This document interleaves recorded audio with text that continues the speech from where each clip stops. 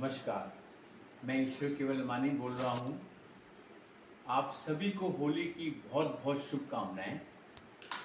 और ये मेरा पहला वीडियो है 24 मार्च जब सुप्रीम कोर्ट की जजमेंट आई हमारे जेपी के केस में। मैं यहाँ पर जो सुप्रीम कोर्ट ने जजमेंट दी है 24 मार्च को, उसको लेके कुछ मुख्य बातें जो होम बायर से रिलेटेड हैं उस पर अपनी बातें शेयर करना चाहता हूँ। पहला पॉइंट तो उन्होंने ये बोला सुप्रीम कोर्ट ने कि जो 750 करोड़ जल के थे वो जल को ही वापस मिलेंगे। उसमें क्या कहते हैं, ये पैसा किसी भी प्लान में शामिल नहीं होगा। ये पॉइंट उन्होंने साफ साफ क्लियर किया। फिर दूसरा ये पॉइंट भी मैं यहाँ पे कहना चाहता हूँ कि 758 एकड़ लैंड अब वो जेल के प्लान में शामिल होगी, जिसकी अच्छी खासी वैल्यू है। शायद एस्टिमेटेड वैल्यू उसकी 5,000 करोड़ रुपया है। थर्ड, उन्होंने ये कहा है कि उन्होंने 45 डेज का टाइम दिया है आईआरपी को फिर से नया प्लान पार्टिसिपेट करने के लिए, जिसमें उन्होंने अलाउ किया है एनबीसीसी को और सुरक्षा बॉम्बे की जो कंपनी को, they are only allowed to participate and they can submit their revised bids within 15 days. अब ये एनबीसीसी और सुरक्षा को 7 अप्रैल तक अपनी रिवाइज्ड बिड्स देनी है, जिसको कंसीडर करके आईआरपी कोई प्लान निकाल सकता है। और ये भी सुप्रीम कोर्ट ने क्लियर किया कि liquidation is not an option. ये भी काफ़ी हद तक क्लियर है। तो हमें शायद होम बायर्स को कोई डरने की ज़रूरत नहीं है कि लिक्विडेशन हो जाएगा। मेरी ऑब्जर्वेशन अब इस जजमेंट को लेकर ये है कि शायद मैं सुप्रीम कोर्ट के इस फैसले को वेलकम करता हूं, क्योंकि उनके इस फैसले से हम होम बायर्स को एक बार फिर मौका मिल गया है।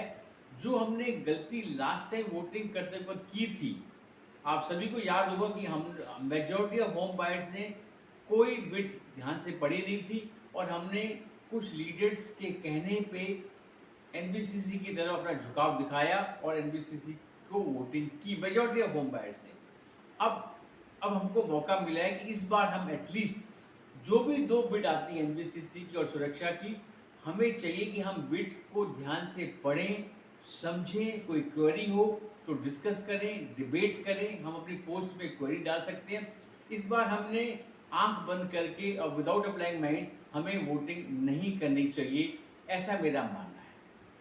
नंबर 2, मैं यहाँ पे ये भी बात बहुत ही अंडरलाइन करके कहूँगा कि अब हम होम बायर्स जिन्होंने 11 साल वेट किया है, we definitely deserve a better treatment in terms of कि we should give vote to a party who can promise us early construction and fair compensation. Early construction and fair compensation हमको मिलनी चाहिए।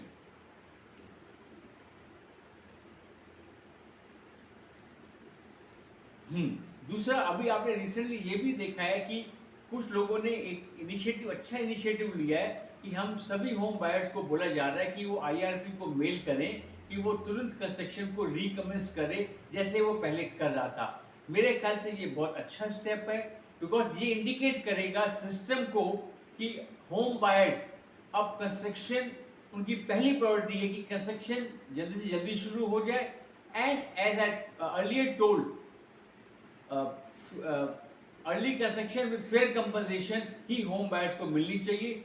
बाकी कुछ बातें मैं आपको अगले वीडियो में शेयर करूंगा कि जैसे जैसे 7 अप्रैल को हमको मालूम पड़ेगा किन लोगों ने बिड किए, उसके बाद we will have sufficient time to discuss on those points. वो सब बातें मैं अगले वीडियो में शेयर करूंगा ताकि हम सब होम बायर्स को पूरी सही जानकारी होनी चाहिए। धन्यवाद।